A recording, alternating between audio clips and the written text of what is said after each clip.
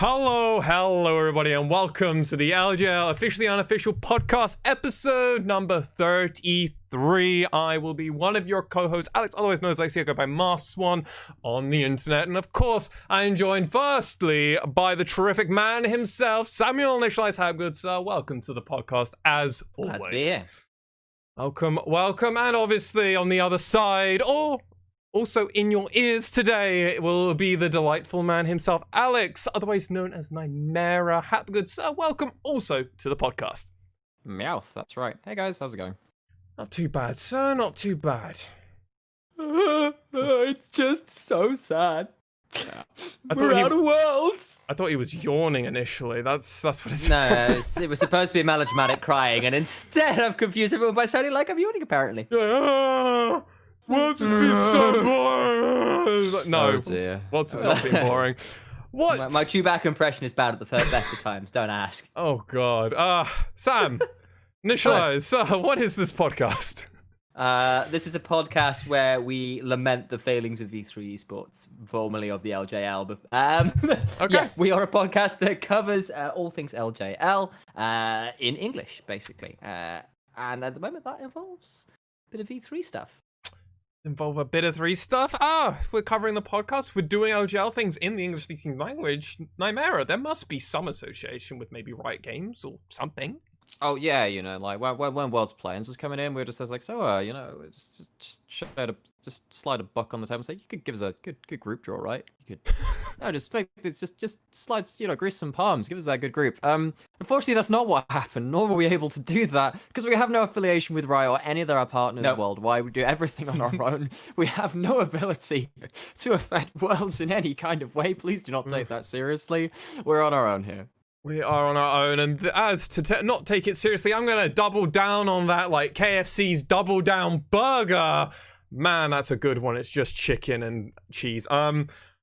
All of what we're saying here is our views and opinions. It's why I can bring up KFC, and I don't feel bad about saying a brand or sponsorship because they have nothing to do with us, and I can say whatever the damn I want. But that also does go for anything and everything we will say. Obviously, we do not represent Riot Games, as Nymera said, and we also are not representing the LJL Officially Unofficial here. This is purely a location that we can talk all things LJL, and you might find it a little bit easier due to algorithms over the interwebs. And what that means is that if you think we're wrong, you can flame us for it because it's our own opinions. Yeah. Hey, Al, do you want to check out the window? I'm thinking there's a guy getting a car. Oh God, it's Colonel Sanders. He's here for us. Oh, I love Colonel. He's heard we're chatting about. I loved his dating game.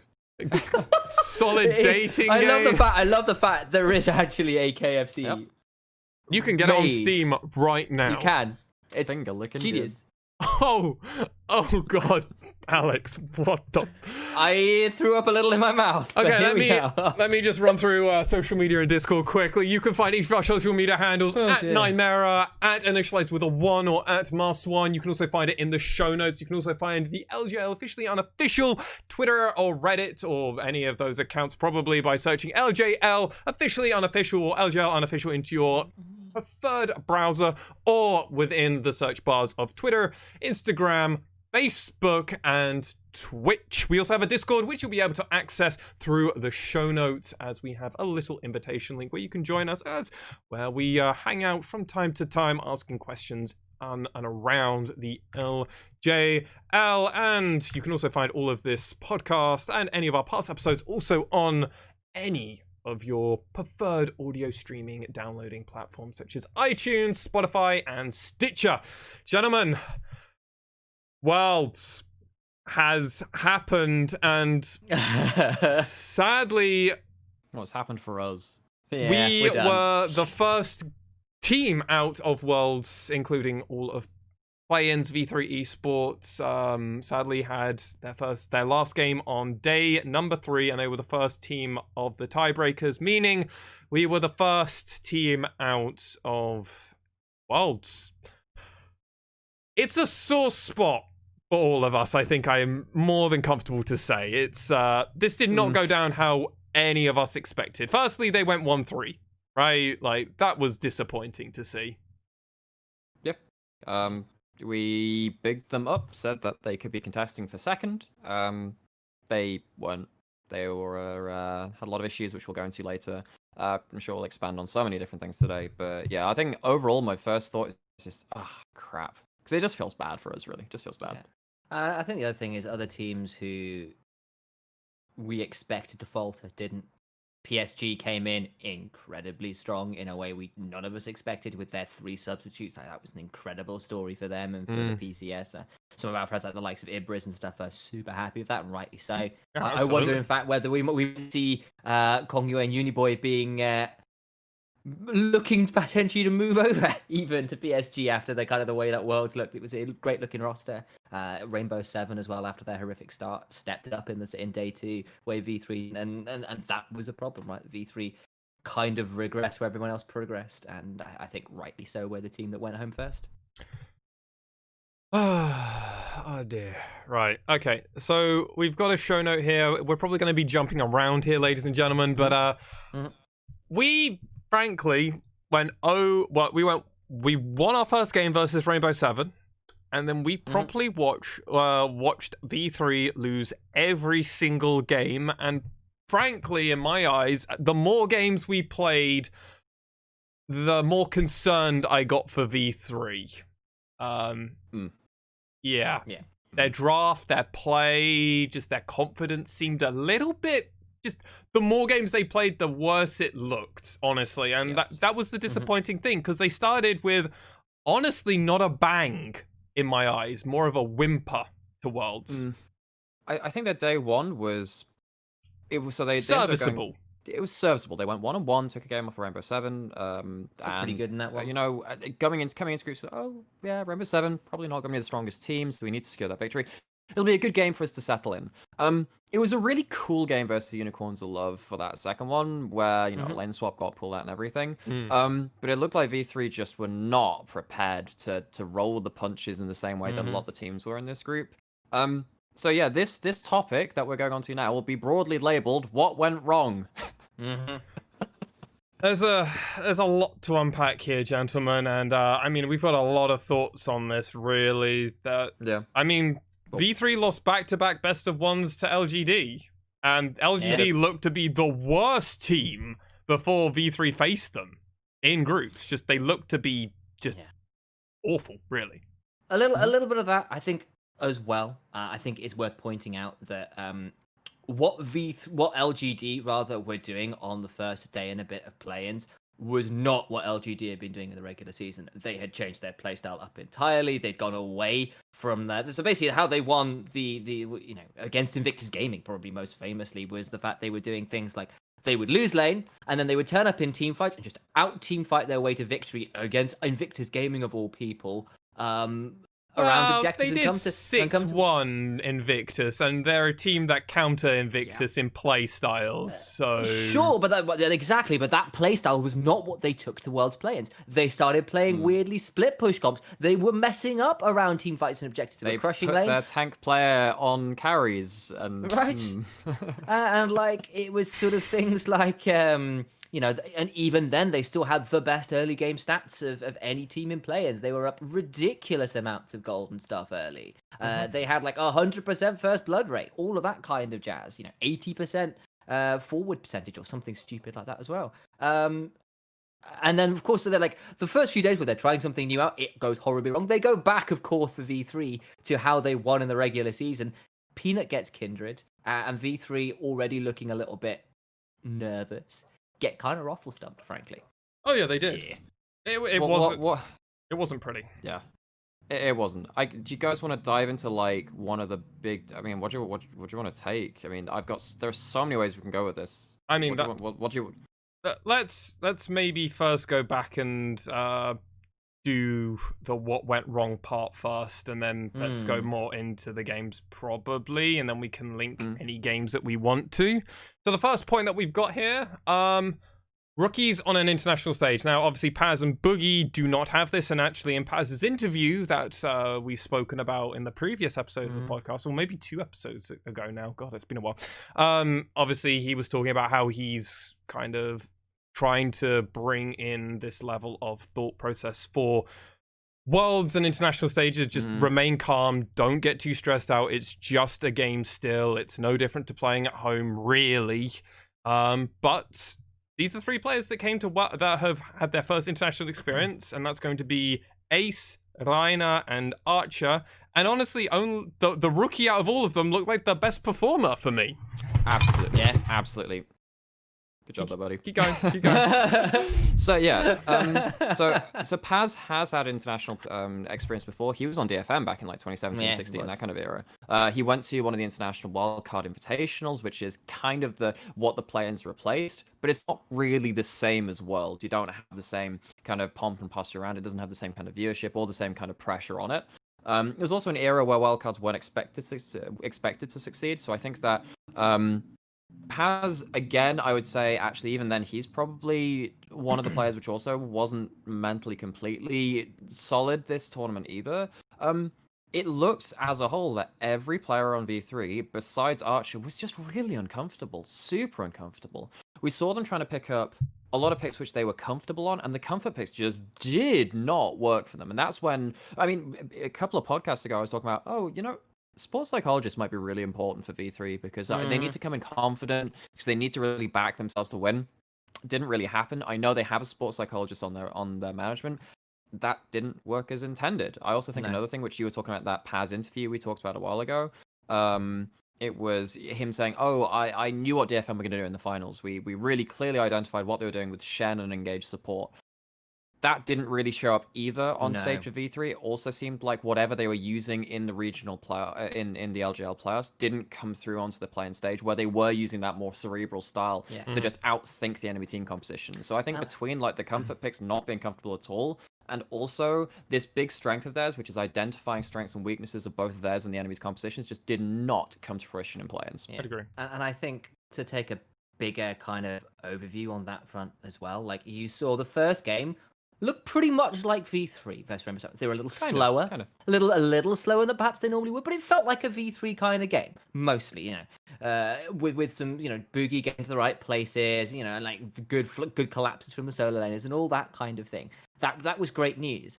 Then you moved on to the UOL game, and it was kind of another step forward. It's like, okay, we're going to pull out the Caitlyn lane swap, our new tech. We're going to get Karthus in the jungle. We're going to go for these sort of very VCS third seed. Orchestrated, these very orchestrated level 1s that we love to do. We go into the jungle, they lose the level 1, they lose some skirmishes where they're kind of like trying to play the weak, they get caught out by the weak side police, as Caedrel's been talking about it. They give the cast in some early kills, having won a skirmish, and there are other issues in there where they get a little over eager. And that game, ever after that game, they seemed to really lose confidence. They played slower, they looked less confident, they looked more timid, frankly. And V3, you cannot be timid on the international stage. You really, really can't. Not with the way the current meta is, and not with how V3 normally play to their strength, right? It is about decisively following up on Boogie and his playmaking and the rest of it. And that kind of progression of kind of upwards and then kind of a really stopped drop-off where they did kind of... You could see the nerves get to the rookies at that point. Oh, crap, we've lost. Oh, things are putting to pull back in. Oh, no, I'm losing lane. And then you kind of watch everything narrow down. And their style of being quite fluid, of backing up people like Boogie, as I've been saying, just never really happened. It doesn't even come to that, honestly, for me. Realistically, they just weren't playing like how they were playing for the most of spring. And let's be real, all of summer, they didn't draft how they normally. They didn't play the early level 1s. This lane swap thing was a really late addition to their kind of toolbox of things that they can they bring brought it out twice, both times in playoffs. Yeah.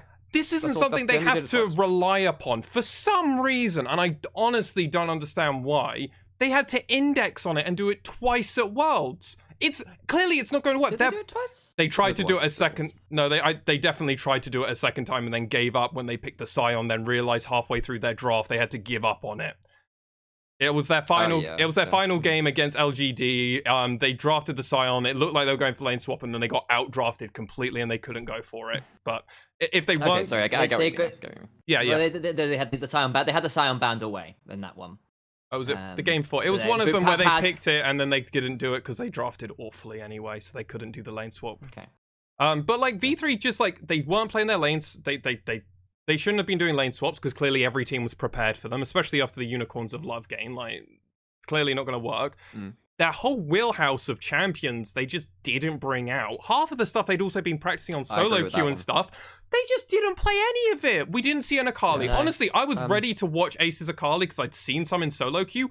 Chef's kiss. There are a couple of clips of him solo killing the likes of Magic Felix from the Fnatic substitute mid laner, very, very famously just solo queue God. Yeah, he's been doing some good stuff in that champion. I actually, on that note, oh god, so I there was a point in I'm trying to remember which game it was. It might have been game 2 or 3. I think it was Raz that was saying, Ace has got a really good win rate on Lucian in solo queue. I'd really like to see. I think he's a bit of a Lucian player, and we're kind of sat here like, Ace is not a lane dominant player. Ace should not pick Lucian. It's one of the reasons we even remember when he picked up the Orianna against DFM and that one game they lost. I think it was in game 3. Just there's like, yeah, this isn't an Ace pick, and there's some very good reasons for that. I think that the team is the reason V3 succeeded in summer is to weaponize Ace in a way that didn't require him winning lane. Which means that you can't play stuff which needs to win lane. So that's Azir, Orianna, TF, Lucian, even Akali to an extent. You can't just be weathering the laning phase. You need to actually be gaining something from it. So I think that when Lucian was so high priority, and I know you're talking about the giant champion pools of some players, I think that there were some picks which were also very prevalent on the other side of things, which V3 just were not prepared to pick. Stuff like the Orianna and the Lucian and the Akali. Yeah, like the fact that in the mid lane, Ace didn't or doesn't play the likes of Orianna, Lucian, Twisted Fate. Yeah, we were just saying really exactly as you were saying. But he'd been playing that in solo queue, like repeatedly to a high challenger level versus people like Magic Phoenix Akali and stuff. At least, like he can. Akali at least, exactly. He's got the question is whether the team can play around it as part of it as well. Like, True. That's fair. And like, really, they don't play around mid ever. Yeah, and like, and even so, like we have even so, like there have been a limited number of champions we've seen Ace on stage look strong in lane on. Like, even if he has pulled them out, like his Orianna when he pulled it out wasn't that fantastic in lane. Which is, as I was saying, you kind of do need to be more than mediocre in lane on Orianna to make it work at a pro level, especially at Worlds. But then who were V3 playing around then at Worlds? Well, that's they were just playing it. around Paz. That's what they're trying to do. And this is the thing. So, I mean, another point we jotted down is like the bad read on meta, which is a very vague topic, but it covers so much. I mean, it covers so much of what V3 did, right? So we can just absolutely explode onto that topic. I think you talked about draft. Huge thing. I think there were 2 big points. One is Renekton into Ornn. Don't pick that shit. It doesn't work. He doesn't end up winning that matchup. And also Renekton into Ornn. When you've got an AD jungler like Lee Sin, that is a death sentence. You don't get to do that.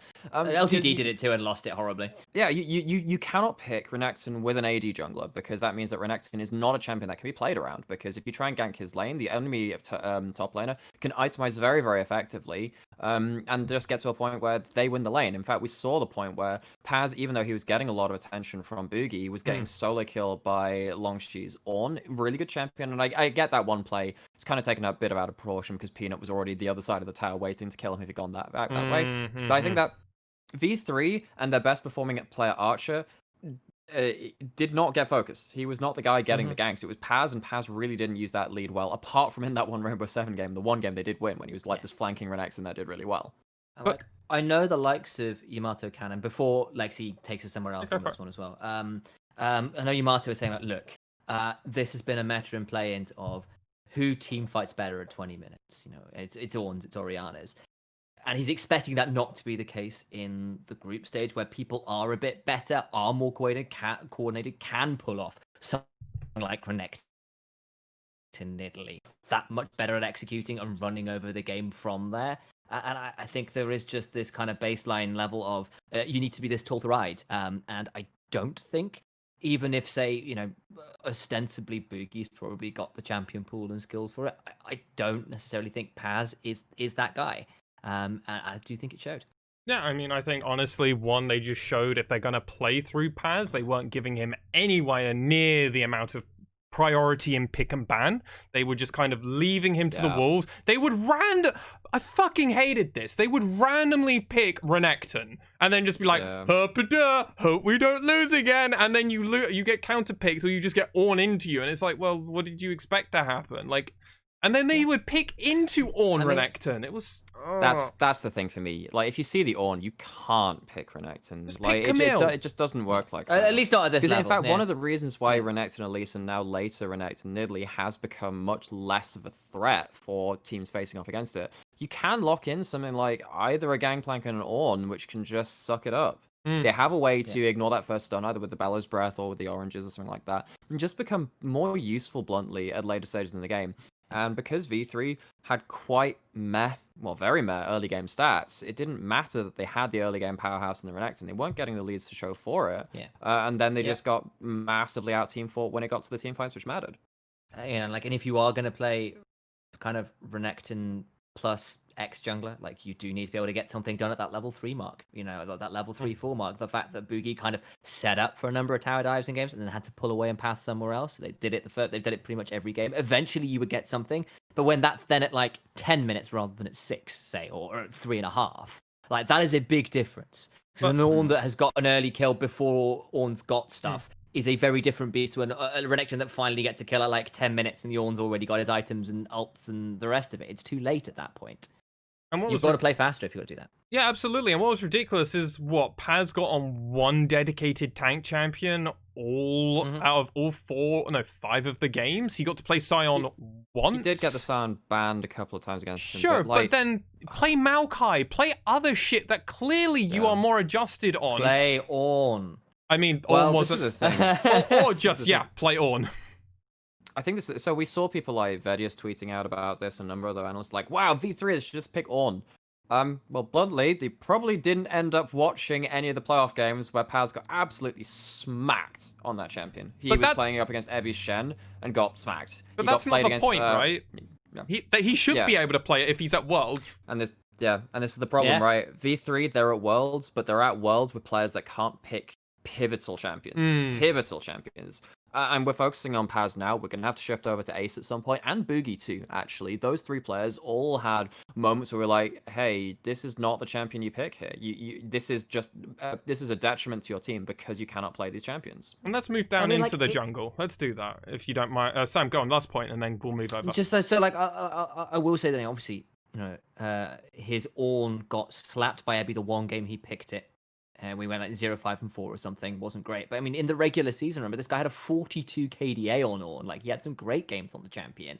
But for whatever reason, that playoff game or whatever happened there really shook his confidence in the pick. And I grant you, the LJL's top laners aren't the strongest, like, overall pool. We've got a few guys who are very, very strong. You're like 2. Come to mind. Yeah, maybe Apperman on a good day. Has to be good day, and Aatrox has to be in meta. Right. I mean, there was the one game Apperman had with the Gnar where he just ran over a side lane. And it was like, but that's Apperman things, mate. Yeah, exactly. Actually, there is a bit of that too. I have to say, play-ins, I was just internally screaming like, why couldn't we send Nap when Ornn's in meta? Why couldn't we send Nap? Why couldn't we do that? Or Ebi. One of the two. Exactly. Literally just, sucks, man. Exactly, and the fact that, obviously against our superstar in the region, Ebi, or one of the few we do have, the fact that he got slapped, and that was always going to be a threat at the world stage. He didn't feel comfortable to pull it out. Went to Renekton, and that was significantly worse. Like, that was problematic. I think the Sion was more a fit for the meta, but then honestly, it didn't seem like V3 had a deep enough meta champion pool in terms of what was genuinely succeeding to eat up enough bans, right? Because it was the point where like Boogie didn't get a single pick of the big farming junglers. He didn't get a single Graves, Lilia, Nidalee, or what's the other one I'm thinking of? It's those 3. They're the top 3. That being picked those in. 3 champions. Yeah, he didn't pick Hecarim. Well, they were banning Graves a huge amount. It's their most banned pick of like 60. Let me actually had it. I just had it up actually. Probably to set up for an AP, I guess. It's 60% that they banned Graves, but then 60% Nidalee and Lilia were banned against them. I think they banned it when they were on red side. I think they something banned like it when that. they were on red side. I'm not sure if they banned Graves on blue side at all, unless they were trying to 3 trade that. out Anyway, of there are 9. some drafting reasons for that. So something like that, because they only played 5 games, unfortunately, so we don't really get that many trends for them. But I think that's a big thing, because actually, particularly because V3 weren't playing like the 100% win rate top lane, mid laners, it meant that jungle just had to eat all these bans. Yeah. And now we should probably talk about biggest champion pool. So this was the Sam, man. what do you think? Lexi, what do you think? This was the man that had the largest champion pool when it came to junglers in the LJL, and I'll be honest, I can forgive everything that V3 did if in that final fucking game he picks Echo. He could pick Evelyn, but Echo was the one I was screaming at. Looking, I was like, this is the time where you have to go mega hyper carry, and one of the best champions that we're already seeing from Unicorns of Love, I believe, who are stomping on. Was it PSG Unicorns as well? Oh, was it PS? It was PSG. Kongyue. Yeah, really, really good at it. It was hard carrying on this Echo. Boogie, it's time to do this. You can do it on Evelyn. I don't mind, but please stop playing this fucking Elise. Christ, man. Yeah, he's got like an 8 KDA on Echo over this year. He's played it 4 times, 3-1, and he's just been absolutely stomping on it. The guy's really good at this champion. Actually, the ones who would I think like particularly this last Elise game, like the whole composition from V3 Esports made very little sense. Made no sense.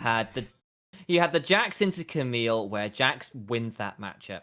Honestly, like you can have some play if you time your hook shot right to get out of the counter strike and stuff, but you fall off. You know, it was set mid lane against the Orianna that's going to have like free reign. It's Peanut on Graves, who will out farm your release, and you got a Xayah and a Nautilus, and the Xayah needs more time to get to items where the Elise needs to get the Elise set want to get things done early. Like it's a big mismatch. So I don't mind having Elise in the game they had against Rainbow 7, which was the game they won, where they had the Elise. I think it was Elise. It was Elise Renekton.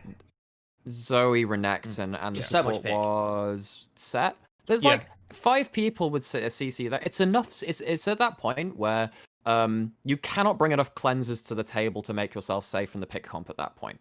Yeah. If you're playing like they had an Ashe as well. Instead, Set Ashe. It was So all 5 members had pick CC, and then I'm like, okay, sure. At least just lands the cocoon. They only have 1 cleanse on that person, and they didn't. I think they were playing against someone that couldn't build a Mikhail's either. So it's just like, yeah, okay, I can understand that. It kind of makes more sense in my head. Whereas in the game versus LGD, when they picked the Elise, and it's like, yeah, so you're doing that with a sat mid that isn't really a pick champion. He doesn't have that range CC. He has to flash in, so that means you're going to use that only every 5 minutes. It just didn't make sense to me, as opposed to, as you're saying, the Echo, which we saw could work for other teams, and it is something which V3 have played the entire year. Yeah. It allows him to have a much better ability to be the teamfight dive, and also still have an AP jungler, which he's really good at, which can build Zhonya's. I think Boogie is one of the best Zhonya's using players in the world. He's really, really good at that. He had a couple of good moments, actually. Really good at look at the baiting finals shit. Lilia versus DFM. He's really, really good at like avoiding 3+ cooldowns with one Zhonya's usage.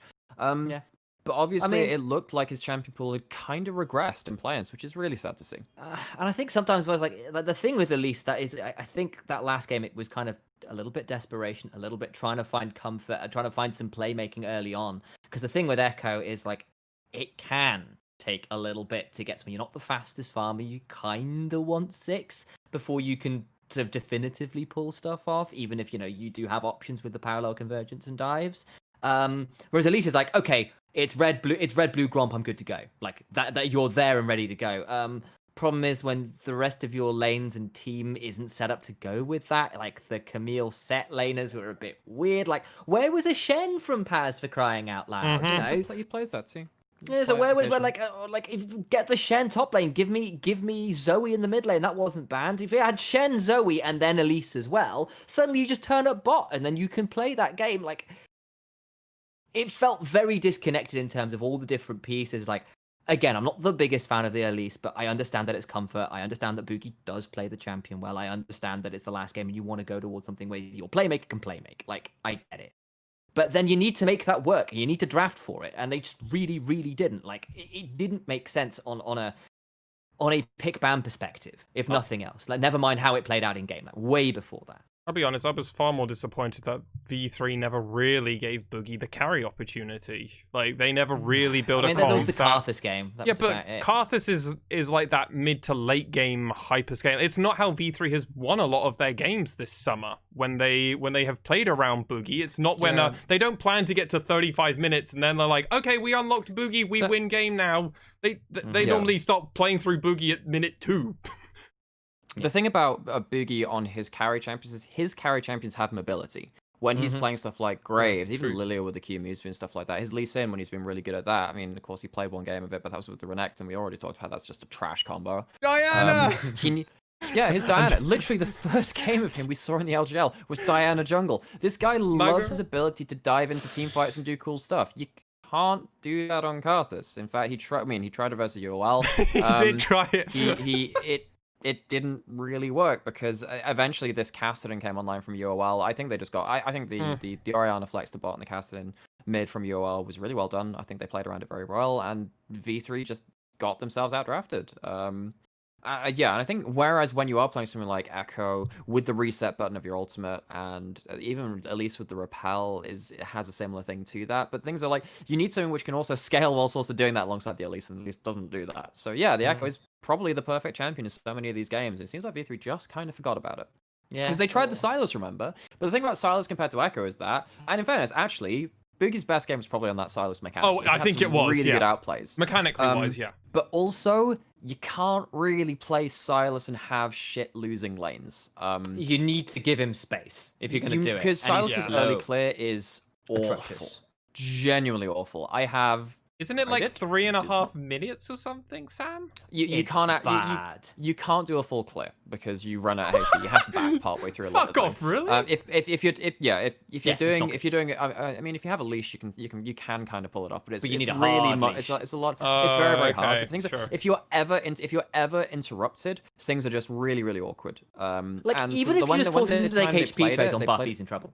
Yeah. If you just end up invading him, it's like, oh, now he's down in camps he can take, and it's like, and he was again into Peanuts Kindred, and it's like, yeah, okay, you probably don't even win. Yeah, it's very hard to win a lot of those matchups. But playing it with a Galio mid, oh no, it was against a PSG. That's when he played the Silas, wasn't it? Yeah. It was Yeah. But they picked Galio mid at that point, and Galio just doesn't get early prior without a jungler that can all. The thing about Galio is that he doesn't 100 to 0 laners. He just sets up so well whilst also bursting out about half the HP in quite a consistent fashion. So it means that your jungler always gets that kill. But if your jungler is never going to be there, it just doesn't matter. The other laner can always play like the jungler won't be there because chances are he won't bloody be. He's a Silas. I mean, what was far more tilting about that PSG game is V3 deciding to draft into a Kindred and just go, let's go champions that are good, that are good. I mean, bad into Kindred. Bad, yes, that sounds good. Yes, they early pick it, and let's just draft a tank comp that gets shredded.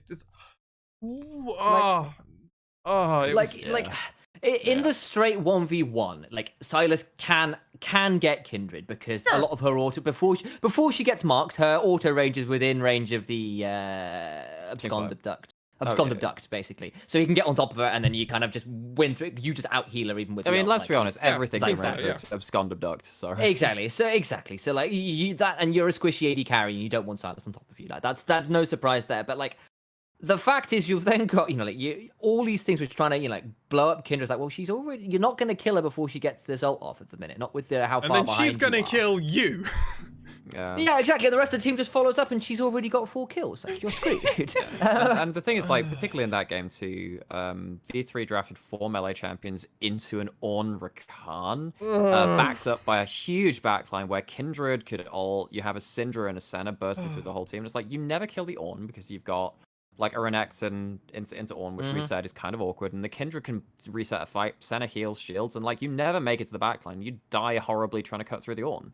It was more problems. I mean, that's just backing up the earlier point we made of, okay, V3 getting outdrafted and have a bad read on the meta. Because if you draft into that kind of comp, things don't go well for you. And they didn't outplay. They didn't get the early leads, and they lost. And there does have to be a question at that point that actually, why were V3 not prepared to play something like Hecarim or Evelynn? Yeah, huge. If you wanted Boogie on carries, you wanted things that can, like, Hecarim's a great engaged choice. He does a lot of work. We saw the likes of Kakao doing fantastic things on that. We saw a Nanasik doing fantastic things on it. We know what Evelyn can do. And we know that Boogie is a player of the champion, or at least historically has been in solo queue. Like, what is it about either the way the teams play around the team plays around those picks, or what's going on in the solo lanes that means that they can't facilitate those? Because Hecarim and Evelyn do need a bit of setup. They do need the right team comps to work around them. Because, like Hecarim kind of wants to, hard farm. He wants to be at 100 CS at 107 CS, something like that, about 14 minutes. If you've not hit that mark, you're in trouble. 15, you need to get to Trinity Force. I can't remember the exact I number. think it's 15-minute say. Trinity Force, and then after that you should if you be want good. that. Yeah, exactly. And you do need to hit that point. You have to, yeah. Evelyn as well. It's like, if you do not get to death cap at the right moment, you are not a champion. We saw that from, unfortunately, Shadow over in Mad Lions. That was awkward. But Banshee's Veil second made me very sad. Anyway, we're getting a little bit beyond, but my point being is, to kind of bring it back a little bit, is that yes, Boogie's the jungle pool was definitely crushed, but at the minute, the jungle pool is fast. Bigger than I think it's probably ever been in terms of viability. Hell, we didn't even see some... Pre-season Season 5 is the only time I can remember it was larger. Yeah. But that's when we're seeing stuff like TF jungle. Yeah, exactly. Jungle, weird stuff. Riven jungle. Yeah, exactly. But at the minute, you've got Kindred, you've got Graves, you've got Hecarim, you've got Lilia, you've got... what else am I missing? Hecarim, we've got... You got Lee Sin, you got Set, Echo, Lee, still Echo's been Sylas, played. Volibear, Exactly. Jarvan. I'm Evelyn, Volibear, Carthage. That's 11 already. Like, you should, and the other thing is, even if you can play them all, you can play Zac Sejuani. Zac Sejuani, yes, actually, that's 13 at that point. And that's the problem is that's a lot of very different play styles that require a lot of very different team comps to make them work. It's all well and good being mechanically different with that exactly. too. And if you're a very instinctual team, you can if you know, you're a big team fight team, you can just change your roles around and who's doing the initiating, whatever. Actually, Garm's really good at that. I think they're really good at just changing around what they're doing in the jungle on the fly. But very few teams can do that fluidly, and V3 is certainly not one of those teams because they're so practiced around having their players put on rails and said, "This is your role in the team. This is your role." Yeah, and particularly the fact that Boogie was kind of had to play AP junglers because of where his mid lane, his mid and top were kind of at. Because outside of Ace's Zoe, he wasn't really playing a lot of high AP stuff. And Galio sure brings some AP, but you don't really want him being your sole AP damage. I think that's probably fair to say, right, Al? Yeah, so that's you can't have him move on to that. Yeah, Galio can't be your standard AP bearer for the team. He needs to have backup either through a support or Galio's not a carry. Galio's not a carry. Jungler offering at least extra AP damage through a team. Like a Morgana helps supplement a lot of the problems that Galio's normally introduced to a team in my eyes. Yeah, I mean the thing is, if you're an AP jungler, that's fine because you can actually snowball really well off of the runic echoes, and people don't build MR against you.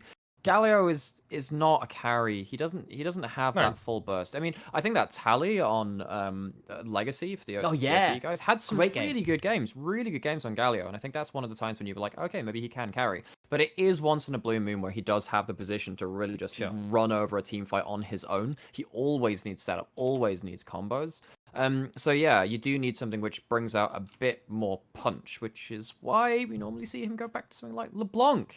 Can we talk about Ace's champion pool and stuff? Because there's a lot of stuff and things. So I know we spent forever on Boogie, so you want to move on, Lexi, that's fine. Yeah, I mean, he only had one good game, really. And that was on that Zoe. No, 2 Zoe games he played. He played 2. Ooh, I seem to be on my own, ladies and gentlemen. Oh, hello. We're still here. You're back. See, we can hear you partway through a sentence. We couldn't quite hear what the sentence was. We're like, you know what? It's recording on your end. That's the important thing. Yes, and I was just like, hello. Well, I seem to have disappeared, but I will keep on going as if nothing happened. So, he played 2 games of Zoe. He played the first one versus Rainbow 7, but then he also played Zoe and had an okay game versus GA. Because he wasn't actually LGD, he wasn't a cause of concern for that one. That was where Reiner, okay, I have to get this off my chest because I saw Sam tweeting about this, I believe. The pronunciation of Reiner was tilting as crap. So annoying. Okay, no, just imagine. Okay, no, I want to be. Yeah, no, let's be professional about it. It's just like, okay, like guys, his name is not pronounced in English. It's pronounced in the Japanese pronunciation of those letters because he's a Japanese guy. So it's not Reiner, it's Reiner. Unfortunately, he fought all year to get to an international event, and all 5 games he had his name mispronounced. Apart from Raz, good on you, Raz. Well done, Raz. It's whatever. It's just one of those things which slits through the net. But yes, for us watching it as V3 fans, like no. And obviously, hands up, we did the exact same thing. Oh, in we spring. did, Took us a yeah, little we while. did. And it's also one of those things where you're learning a lot of different names, and you think that one's super easy. You don't need to think about it because it looks very easy to pronounce. It's just one of those things that can catch you off guard, and it did, unfortunately. Sorry to completely take us on a rail of the Reiner thing. No, it tilted me too. I tweeted a lot about it. Very good. So Ace played 2 games of Zoe, which honestly, probably his best champion representation. He didn't lose lane, which, you know what? Against the level not until like 20 minutes. Like he was even until about 15, which is fine. Yeah, and honestly, against Rainbow 7 and LGD, Ace seemed fine for at least the early stages of the game. It was when he played his other champions, which honestly, the draft was a whole nother kettle of fish for that one, so I'm not going to blame the set too hard against the second game against LGD. It's this fucking Galio. Yeah. All right, let's do it. It is a well-known and discussed topic if you've watched any of our content that Ace has suffered in lane. This guy just randomly dies at points. He gets 1v1 quite a bit in a bad game. We saw this when he was against like Arya in their second game when they did lose. He's had it a couple of times by the likes. I mean, look back to the last playoffs when they played off against DFM and his Zoe game in game 1 or whatever it was.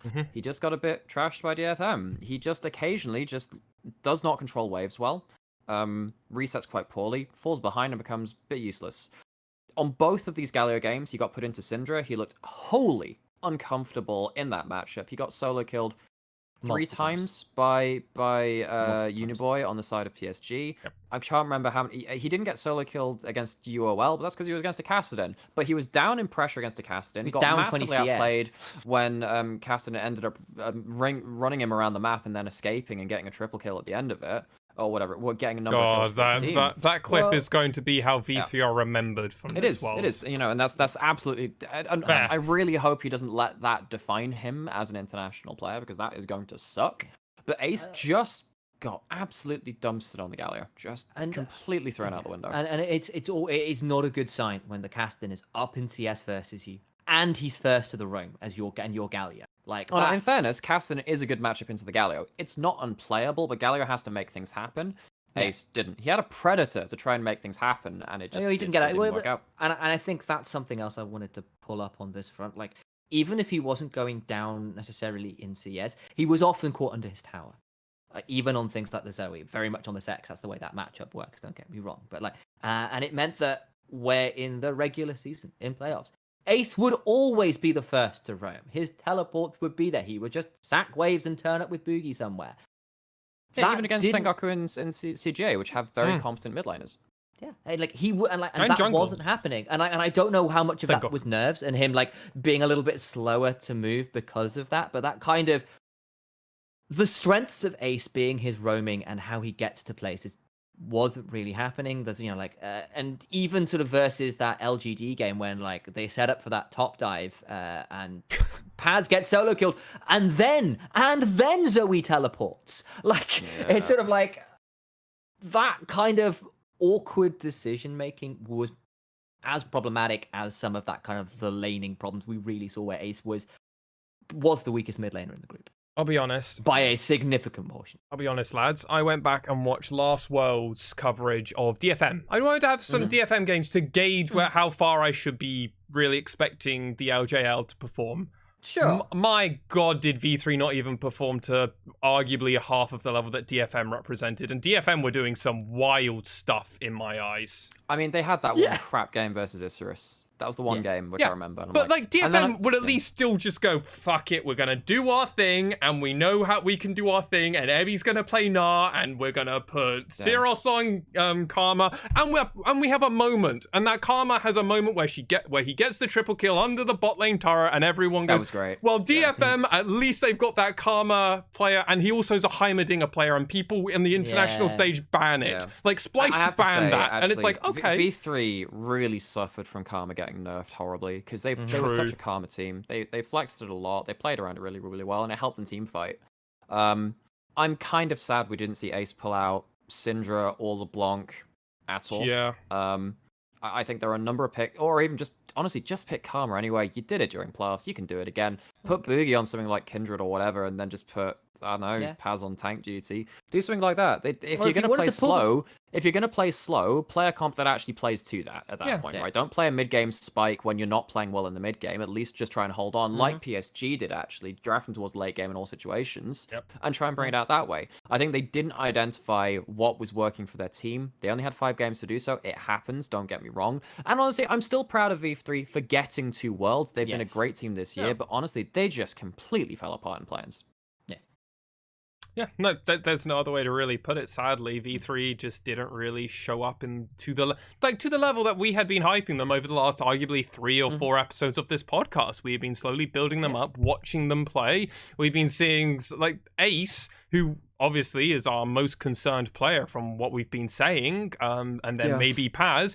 Ace had been performing beautifully in solo queue. He'd been playing a lot of more flex picks. I mean, game 4 in the finals, game 5 in the finals versus DFM. We had a lot of hope for him. Yeah, and none of it came to be. Mental game is a huge one. Playing on a different location is a big one. Going through quarantine for 2 weeks and then coming out. But you can say a lot of this, but then a lot of it is comparable to every other team, and it's just who is better at adjusting to that on a interpersonal basis, and that sometimes is a very hard thing to know and gauge, gentlemen. And I mean, let's be real, Archer, the rookie player, maybe played the best.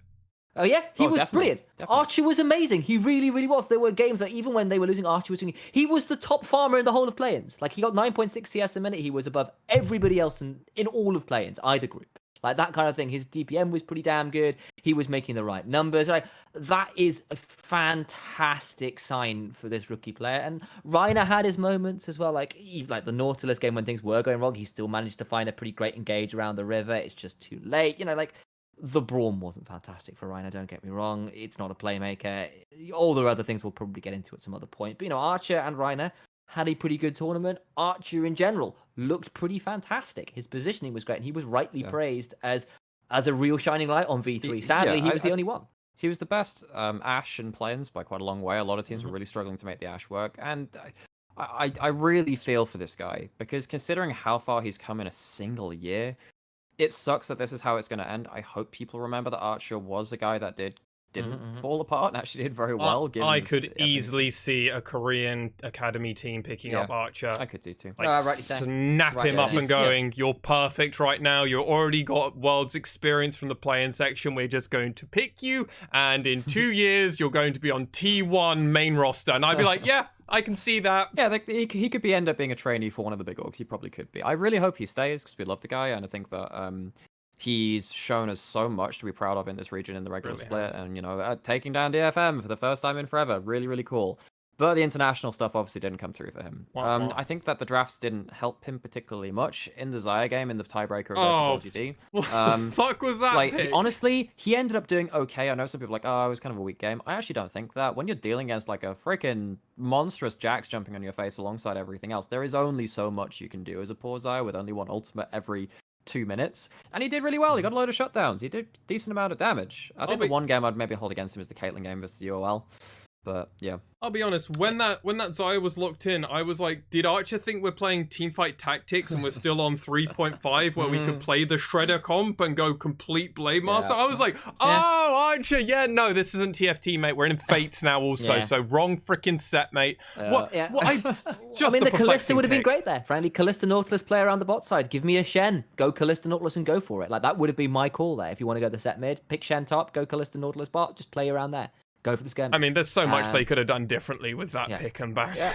I mean, like, the other thing I have got to call out is I know myself and Al had some questions about some other analysts who said, I'm not sure about Reiner's vision game, yada, yada, yada. And we said, he's pretty good at denying vision and stuff. He actually had a pretty crap tournament for that. He was the worst at pretty much all of the, he was at lowest vision score per minute of any port player. A lot of that does come from mid-prio too, though.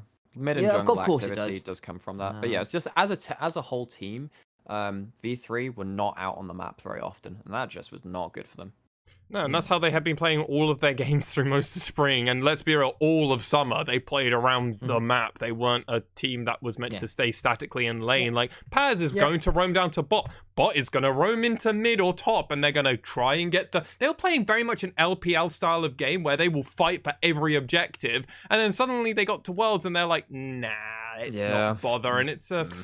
bit disappointing, really. Yeah, it really was. I mean, like, in Reiner's credit, he did a pretty decent job of clearing wards, but like his wards per minute, his average vision score per minute wasn't fantastic. Like, those kind of things were like, you were watching games at 15 minutes, he'd be down 20 vision score to somebody. Like, you can't be doing that, especially when actually you're the lane that's doing kind of well. Like, you're supposed to be, at that point, you have got some agency to do things. Not even like he's caught under tower all the time. So, I have got some questions there. I really do.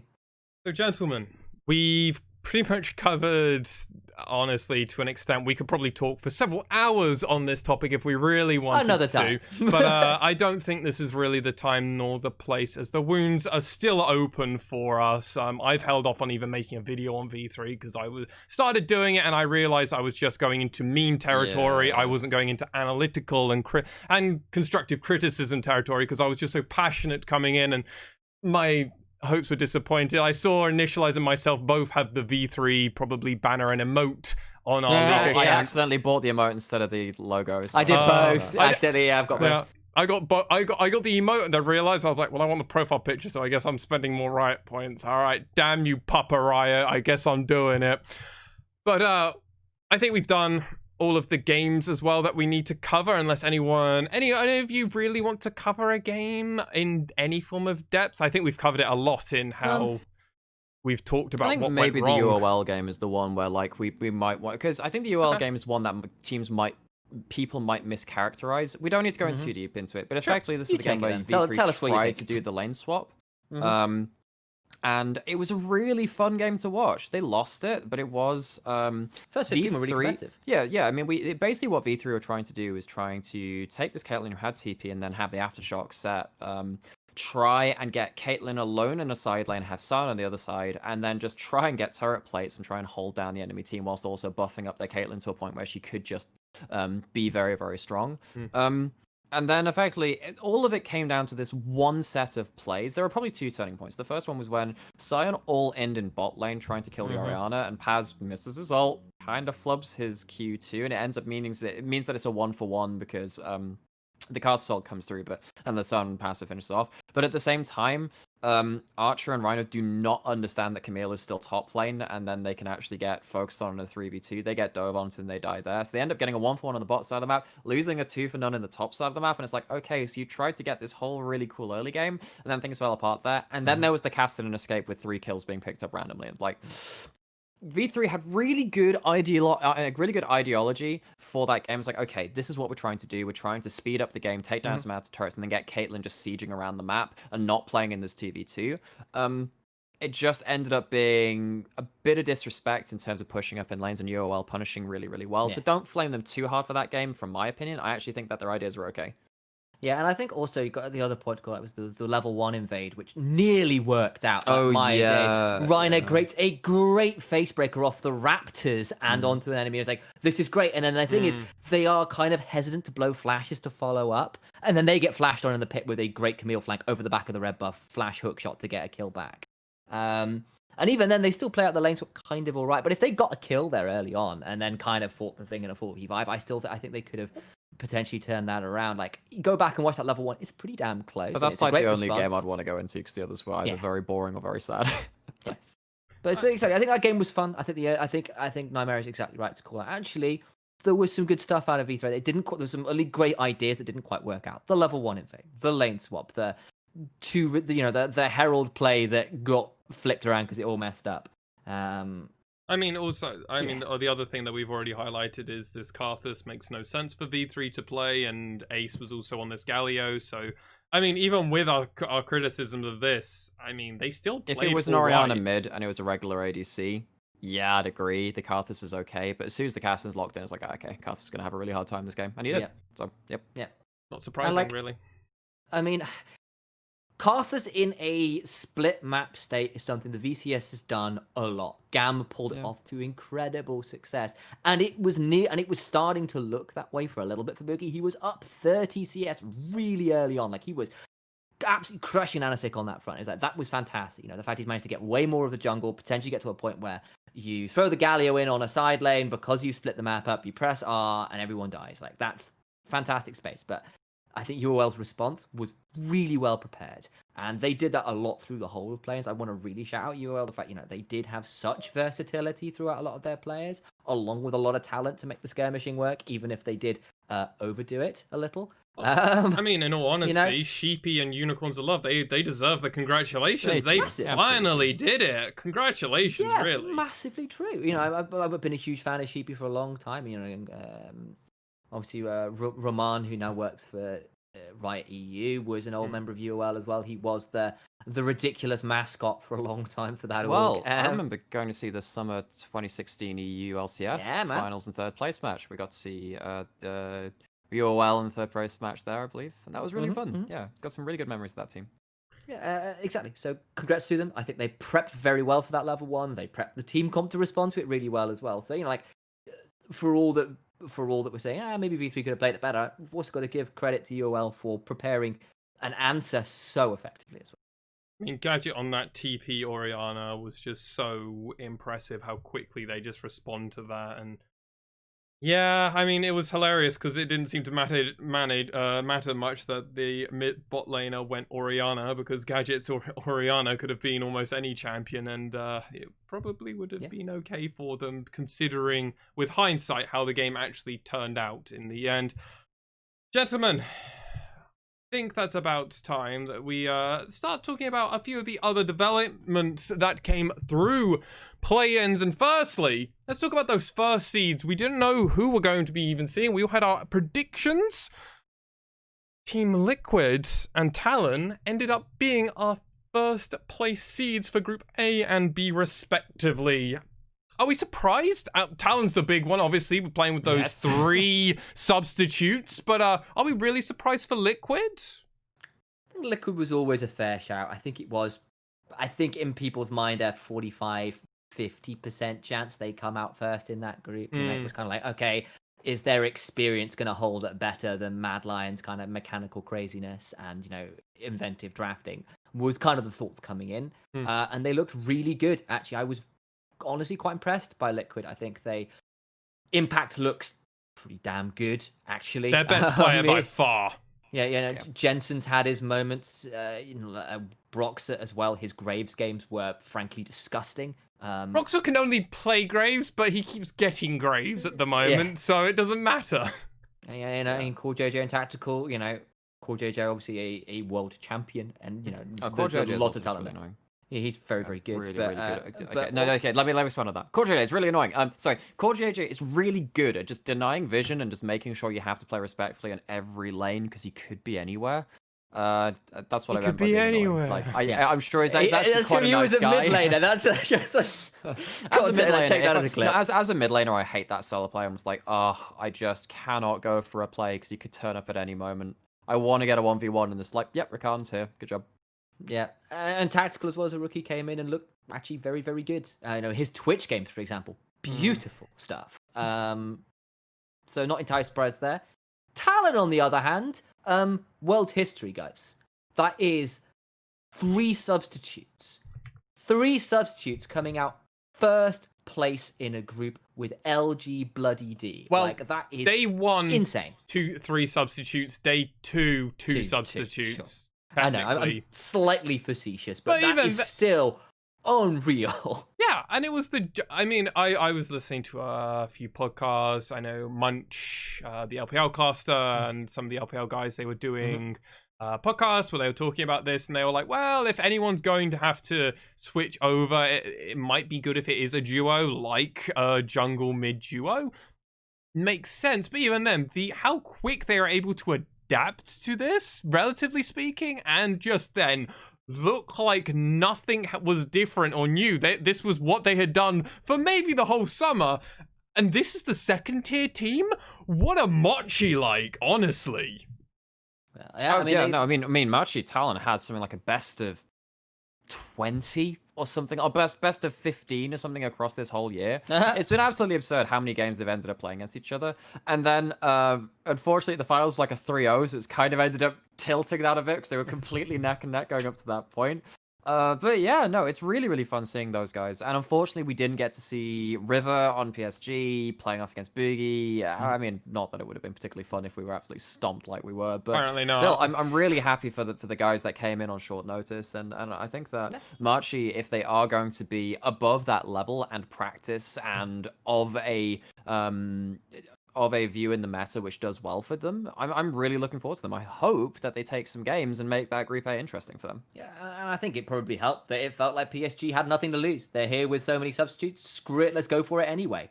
And it worked out. And the fact that they were playing aggressive, coordinated, just committing to stuff, gave them an edge over some of the more reserved, nervous teams, like V3, like LGD, who had the weight of 2015 on their shoulder, had the weight of the rabid LPL fandom on their shoulders. It looked a little bit scary. It was a bit scary. They lost, and I think rightly so. The team got through in first place, possibly because they were playing with substitutes and nothing to lose and everything to gain. And credit to Kongyue and Uniboy are fantastic. Kongyue was the best jungler in the PCS by a long way. The guy was a monster, and he showed it up. But all the same, talent aside, there's also an element of you just played fearlessly, and I think that stands you in good stead when you are kind of in your opening matches in Worlds. Yeah, and I mean, outside of Liquid, Group B is seen as to having the most stacked teams on one side. Yeah, afterwards now. And especially with hindsight now, we can definitely say that with some certainty, because 3 teams out of the 4, and we could only max get 3 teams out of our group, and we got 3 Unicorns of Love and LGD teams we've already been talking about against V3. Well, they happened to make it through. Honestly, it looked dominant from both these teams. UOL went 3-0 in their series and looked very comfortable versus Supermassive. And then Unicorns of Love going against Legacy. Oh, no. LGD against Legacy. I was hopeful for Legacy. Honestly, I am now a huge fan of Legacy's AD carry personally. Right. Raze just seems like maybe one of these carries that is just going to get imported into like NA or something. He's going to go to NA again. Like, it'll be another one along with King and the rest of King and FBI. It's kind of sad because honestly, most of the other regions had some really special moments to really work off of. I think Legacy are going to remember this result for a while. For some sad reasons too, of course. And as much as part of it's like, now I get to like rag on it every day and Vinny for their OCE team not making it out. Like, nah, they had a lot to show off, and I'm hoping that their players end up. They can turn around and be way crueler. Yeah, for sure, absolutely they can. I mean, even cruel. I mean, this is the thing, right? I mean, I'm an SKT fan first and foremost, and T1 obviously bombed out, and then V3 got absolutely crapped on in the playing stage, and then I'm like, oh well, I guess I'll go support EU. That happened. Mad Alliance happened, and that was a sad thing. Yeah. So I'll just God. put this right out there. The article didn't get published in time. I wrote it in time. It wasn't published in time. But I called fairly categorically that I did not think Mad would beat Supermassive. And it played out exactly as how I thought. What, blue side wins each game? Yeah, well, that basically That was but a also fucking hilarious that narrative. I worried that Shadow and Arome could find themselves in a difficult position, and Humanoid has been feast or famine. Like, he has won so many games by being so damn good, but he's also kind of had to try. He's had to hard carry, and sometimes with that hard carrying, exactly, he played super well. But there are those moments where like he gets caught out and the game gets horribly wrong. You had those 0-5 Syndra games, like in the play-in sweep thing, and you know, we question Shadow's mastery over the champions he was trying to pull out. The Evelyn games were Not so good. suspect. And, you know, on the other side, Armut and Cacao were legit. They were really good. They are very good. And yeah, you know, there was like, I'll give some credit to Arome, his Mordekaiser game where he kind of ran over it for a bit. You know, some good stuff. And I was glad to see he did kind of pull back a little bit. But rookies on an international stage, when you're already with your backs against the wall, is a very hard place to be. See how V3 performed. When you are versus some of the most tenured, most successful players in the history of League of Legends ever, Cacao is legendary in the jungle. He is one of my all-time favorite junglers to ever watch. I just hope he finds a home, honestly. Matt, Yeah, no, because he did so well boosting APK Prince to LCK and then got kicked out. Yeah, and like his Lilia games were pretty great. I mean, eventually the only good Lilia, because Boogie wasn't allowed to play Lilia. Exactly. And who was the other good? There was another good Lilia player. Was another good Lilia player outside of I'm Cacao? not sure about that, Sam. Oh, was it just him? I'm pretty sure Cacao was the... I thought Legacy had a decent, like, their jungler was okay at Lilia as well. From what I remember. I can't recall that one. I just know that Cacao... I'll have to double check. Cacao was the only one that played the horses in general. He played Hecarim on Lilia and did really well on both of them. And honestly, I kind of was a little bit sad that against Unicorns of Love, we didn't really see that kind of all-in on Hecarim Cacao carry game that we saw in two of the different against Mad Lions, as also in their first game of play-ins. Yeah. I mean, like, for all the Supermassive did for the UOL, and they did so in fairly decisive fashion. But that last game, where Cacao utterly eviscerated Ananasik in the early part of that jungle on Lilia, where he starts enemy raptors, he basically manages to get like. He starts enemy raptors, then manages to get down to his wolves, take that... Sorry, no, that's wrong. He starts enemy wolves, is what he does. He then walks through mid lane to get in... he steals enemy blues, gets wolves, goes through mid lane to get enough extra experience to hit level 3, having stolen enemy raptors, then goes to his side of the jungle, then loops right the way back around, brings up Snowflower to come and invade onto an Anasik's Gromp, because that's the only place he could be, kills him there, gets the Gromp, and at that point, an Anasik is doomed. It should be game over, and Cacao's sitting pretty. It doesn't work out that way. And obviously I explained that significantly less eloquently than Cadril did, who did a fantastic little run over of it. If you check that out on the VODs, I'm sure it'll be posted somewhere. You know, there was some real talent there, and I can see, you know, particularly versus Mad Lions, that kind of experience and the kind of ruthless efficiency you sometimes need as a jungler to really hard punish your opponent was there in Cacao. It wasn't really there from Shadow, and I think unfortunately it showed through in Mad Lions 2-3 loss. I think one thing that this is a bit more of a meta point of Mad Lions. It's like, obviously there've been a lot of people reaching out to Mad Lions and extolling them, and kind of giving them somewhat of the benefit of the doubt for some things. And I think it's reasonable to do so because they have so many rookies on their team. Let me just remind you that a lot of the arguments that can be used for Mad Lions can also be used for V3. So even though you might just go like, LGL, crap region, all this stuff, like, just remember, actually, V3 and Mad Lions were not in a too dissimilar state in terms of bringing these teams to Worlds with lack of international competition, not necessarily having the best read on the meta. Like, just be kind to the players. There are some extenuating circumstances in this tournament too. Yeah, I mean, I think the only difference between V3 and the Mad Lions is the level of play just throughout the whole tournament, which is why people have been far more giving the benefit of the doubt, but in the same time flaming harder. It's weird. I've seen both sides going where really giving the benefit of the doubt for Mad Lions, but then also going hugely aggressive into them, and for like seemingly no reason outside of they probably lost sports bet money, which is, mate, if you're losing money on betting, you don't understand bankroll management, mate. Clearly, and this is coming from a degenerate.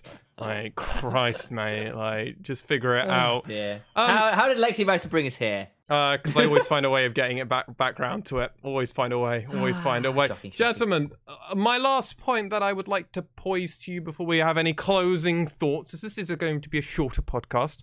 Do we think V3 have a somewhat deeper run if they somehow find themselves in Group A? Humanoid and Jensen would have taken Ace apart. Mm-hmm. I agree with that. I think Look, interest, and I also think Paz would have been ruined by Armut and Kakao. That's a big thing for me. I think that as much as I think Group A is the easier group, I guess, given that Mad Lions underperformed so well and PSG overperformed so much, I still only see V3 playing the way they did, taking one game, and that's off of INTZ. Much like they did versus Rangers 7. I reckon they might be able to take that. And even then, you know, like, INTZ had that one really good game versus Liquid, really, really fun. And there might have been a shout versus Legacy, who played a little bit for later on, that maybe they But then they're also really good at the messy skirmishes, which V3 weren't very good at this tournament as well. I think that, maybe they have a shout against Legacy, but I also think we had a shout versus LGD slumping and also UOL when we played against them, and we didn't pull it out versus them. I think playing the way that V3 did, I think it probably would be another 1-3 result. And maybe it would be a tiebreaker versus INTZ that they win.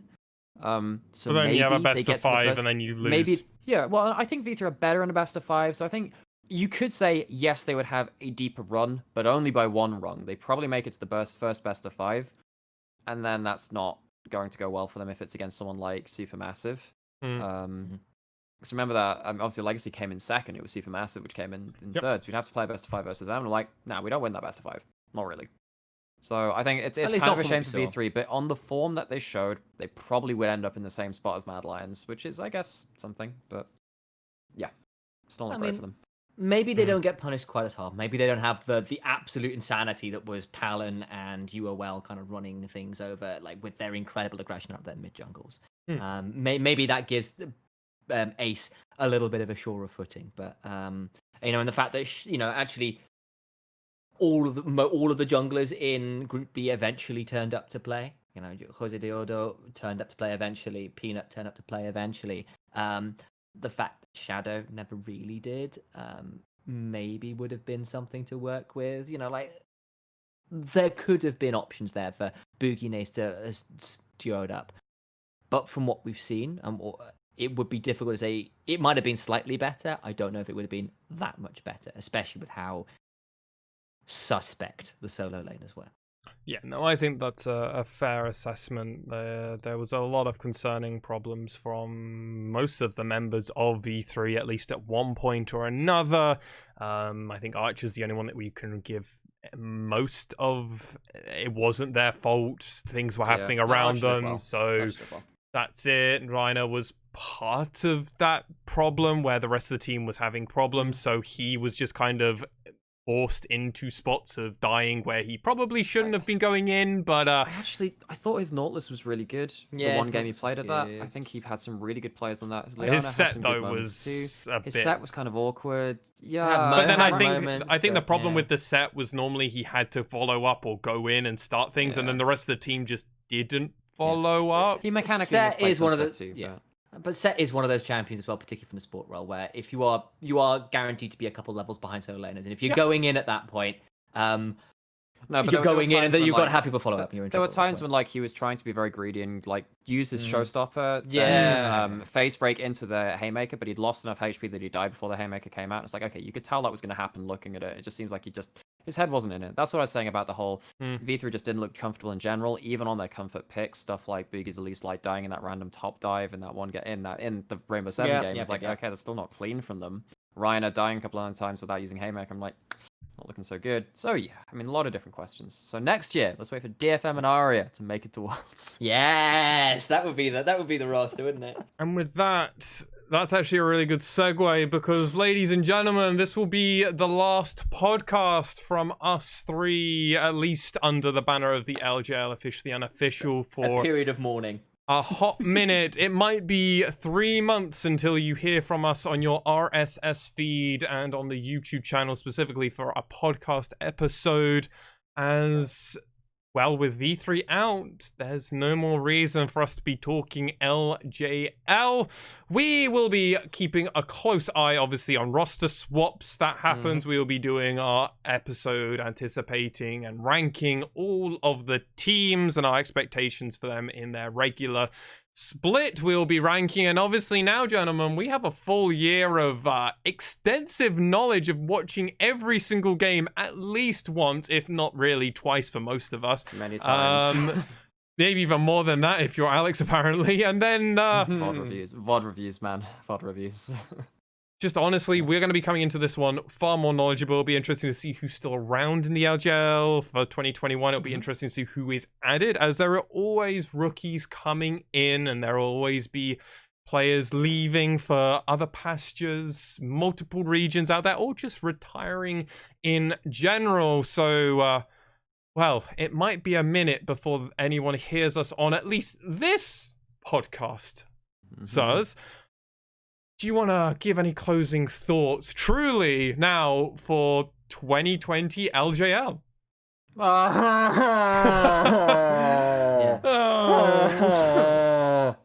Pretty much We're it, here honestly. today to witness the life and brutal death of V3 Esports, who were dismantled at Worlds 2020.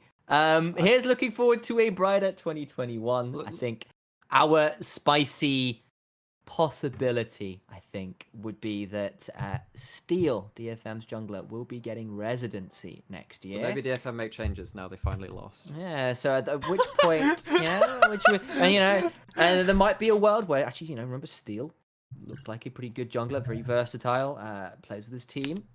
We've seen there's some issues potentially with how Saros plays the game and his versatility as a player. Like, he's got some interesting picks worth potentially keeping around on the roster, but the likes of Arya maybe I'm would loving then be this. available to come I'm in. loving this false narrative where we know absolutely nothing, and we're I'm just saying, going this for this it. would be the dream. This would be the dream. If you got Arya in the mid lane, Ebby in the top lane, the bot lane that is... We have Utah DFA, Detonation Focus Aria. Gang. 6 bans every game. Even his own team bans one thing to make it even. I mean, what's really scary about that team is what Paz said in that interview we've talked about to death, because we've picked a part of it, and Paz is like, I'm only scared versus 2 people, Arya and Utapon in the corner. Those things scare me. And it's like that is true. And then Ebby's still in the top lane, probably still the best top laner in the LJL. So it's like, okay. On that day, they could have like 5 utterly disgusting. Anyway, this is a lot of conjecture, but it's a man can dream. And after seeing V3, who we're so hopeful for to win something in play-ins, at least make it to the best of 5s. That's what that was all of our minimum expectation.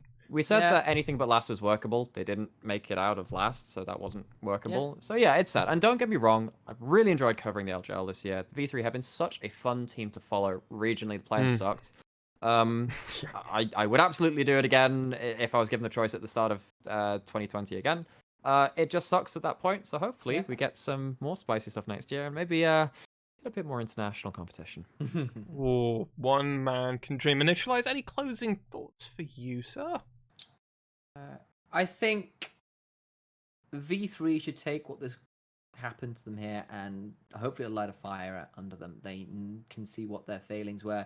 This is kind of one of those make or break situations where either you crumble as a result of this because it's it's so demoralizing, or it motivates you to never have that happen again. And there is a lot of talent on that roster. They kind of didn't show much of that talent. Yeah. Well, they fell apart a bit at Worlds for a number of reasons. Playing too slowly, interesting champion picks, nervousness in lane, and not being quick enough to play to their strengths and letting their weaknesses define them. Unfortunately, but hopefully that you can take it away, and the fact that we have another team with international experience alongside someone like DFM should be good news for the region. We'll have to wait and see. We truly will. It's been honestly a pleasure doing this whole years of coverage. It's kind of crazy that we've actually stuck with it, and then we're talking about 2021 with plans and ideas. There's so many things that could be happening, but honestly, it's a good thing for the CV as well to be like, I actually did a thing and I stuck at it. I didn't quit for whatever reason, and we're still here, gentlemen. 33 episodes of the podcast. Now we have a benchmark. It's going to take us 3 and a bit seasons, and it'll be on our 4th season. That'll be episode 100, where we'll be able to say, come in with cosplay. I don't think we ever planned this out, even with me, with all the planning in the world. I couldn't have thought of this, but who knows? Season 2024, we might be in cosplay for the first episode, unless we have a deeper run at Worlds, then it might be a If we final... make it to groups, we'll do one. Yeah, it'll We be make it to groups. it'll definitely be something different, but we're done. We'll see you all in spring of 2021, but do give us all a follow on Twitter and social media at Nightmare and initialize with a 1 and at Must1. We're still going to be doing our own thing and own projects with, I'm sure that Initialize is still going to be writing over for Jinx. That's with a G. Oh, I will be. Nightmare and myself will probably be doing content. I know Nightmare is at university starting his 2nd year, and that's keeping him very busy, and I'm planning to get more into the content creation point of view, so it's going to be a lot of different things for all of us here. But from myself, Initialize, and Nightmare, thank you so much for watching and or listening, and we'll see you all somewhat soon.